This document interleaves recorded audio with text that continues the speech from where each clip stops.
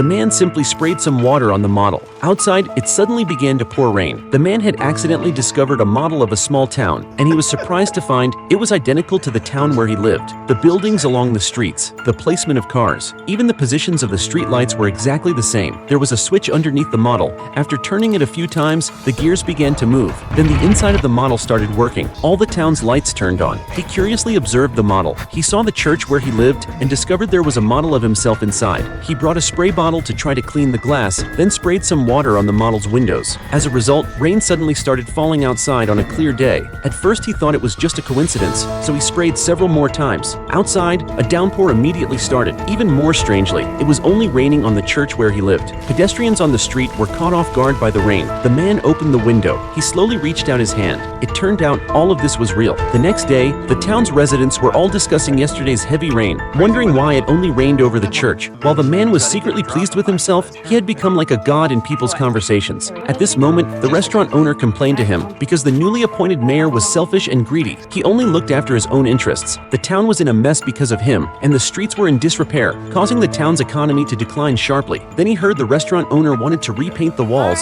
so he quietly made a note of it. When he returned home that night, he found the restaurant on the model, then he brought out a bottle of nail polish. The next day, the restaurant owner suddenly saw the exterior walls looking brand new. She thought her son had painted them overnight. Her son was also confused. Having received praise from the residents, the man decided to make some good changes to the town. On his way home, the man saw an elderly person fall to the ground. After talking with them, he learned that this road was in disrepair due to age. There were potholes everywhere. Residents often submitted suggestions to the mayor. The suggestion box by the road was completely full, but the mayor completely ignored them. Looking at the box full of letters, the kind-hearted man finally couldn't stand by any longer.